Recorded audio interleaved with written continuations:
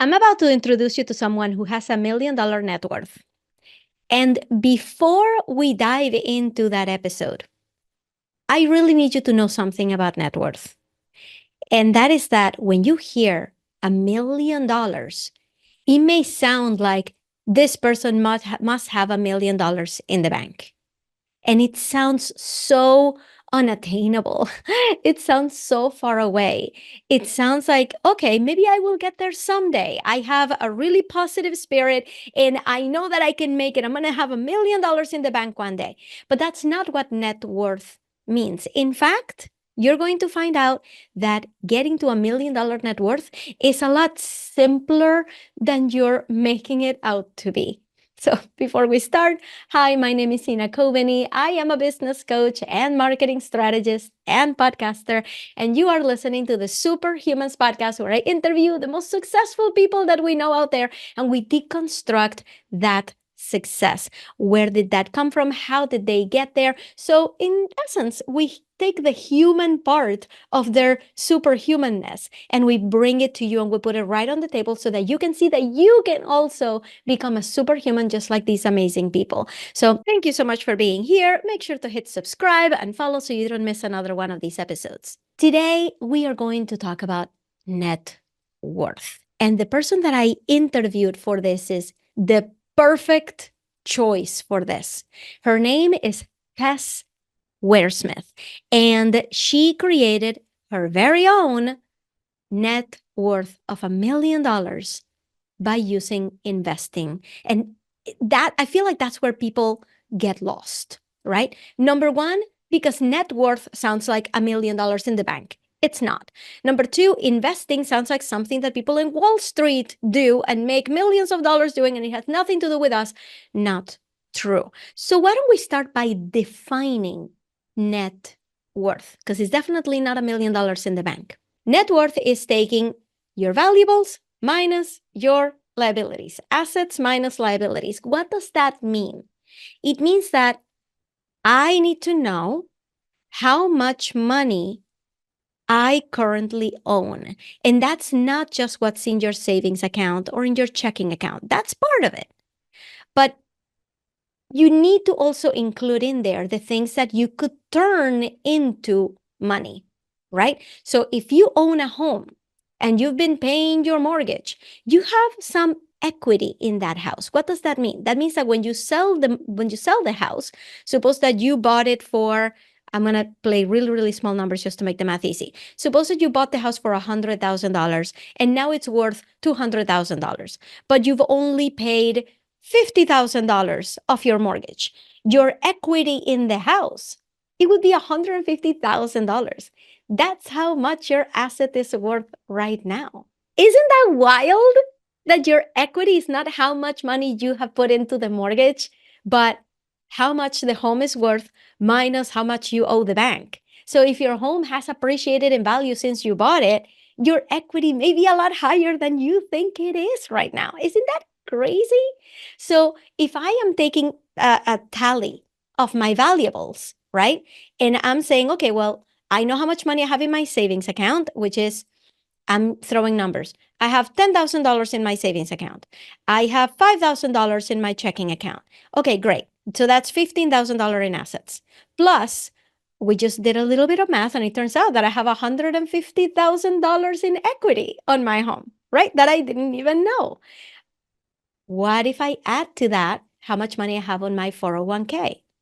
What if I add to that how much money I have on any IRA accounts, traditional IRA accounts that came out of my last job? They rolled my pension into an IRA, right? There are all of these sources of income that is not necessarily income, of assets, right? Of valuables that you own that you haven't even thought about. Anything you could turn into money tomorrow is an asset, all right? So I could, and companies do this. Companies count the assets that they have in terms of furniture, in terms of computer equipment, right? Anything they could sell and make money, that is considered an asset. So when you calculate all of that, where are you? See, we went from thinking that my assets is how much money I have, which was $15,000, to now realizing that my net worth is well over $200,000. That's how you calculate your net worth, is you take all of your assets, calculate that, and then just subtract your liabilities. What are liabilities? Things that you owe the bank. So your car is not yours. You have a little bit of equity in the car, but if you're still paying the bank and the bank owns the car, then you have that loan in there. So we have to start subtracting loans, subtracting your mortgage from everything. And then you end up with a number. In essence, net worth is trying to find out if you were to liquidate, that means sell off everything that you own, would you be able to cover your debt? That's all net worth is asking.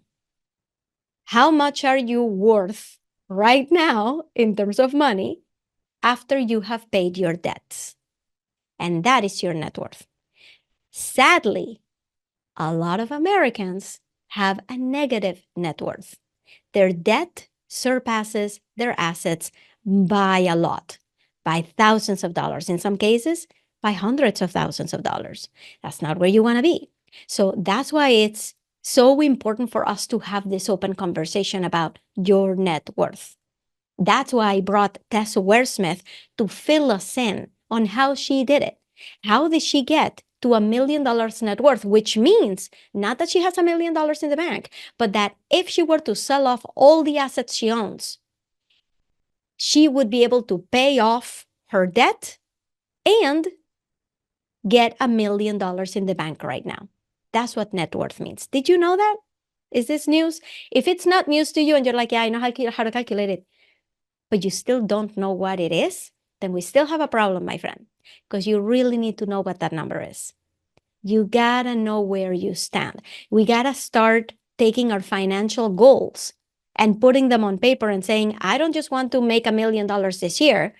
I want my net worth to increase. I don't want to be in trouble. I don't want to owe people money. I want to know that I'm financially secure. And you can do that through net worth. Now, Tess Waresmith, we're about to interview her, and she's going to tell me how she did that. And she's going to give us some tips for it too. She's going to tell you how you can do it too. So stay tuned and keep listening. But before we continue, I actually wanted to tell you that a little while ago, I did a 3-part series on finances right here on this podcast. So if you go back to episode 270, 271, 272, you're going to find basically my financial breakdown, including my biggest financial mistakes and regrets, so that you don't make the same mistakes. So you can go and queue those up next. 270, 271, 272. 272 is the regrets one, and I recommend it to anybody listening, especially if you're a coach, especially if you've been investing in coaches and programs and courses. You need to know these things. So without further ado, I would like to introduce you to my friend, Tess Waresmith. Tess Waresmith is an investing educator and founder of Wealth with Tess, a financial education community that helps millennial female founders in their 30s and 40s learn how to grow their money using simple investing strategies so that they can retire comfortably and live life on their terms. After losing thousands in investing mistakes in her 20s, Tess learned everything she could about wealth building and built her net worth from $0 to $1 million as a single 35-year-old woman. Tess's story and business was recently featured on Business Insider. Now she's helped thousands of women take control of their money and learn how to invest, even if you're short on time or a total newbie investor. Thousands of women have attended her free investing workshops. Hundreds of women have joined her small group coaching programs, and she regularly shares simple money and investing tips on Instagram at Wealth with Tess. So be sure to give her a follow there. Now, I can't wait for you to meet my friend. So let's get started. If you're watching this on YouTube, all you have to do is click right here to go straight to the interview. And if you're listening on the podcast, this interview begins now.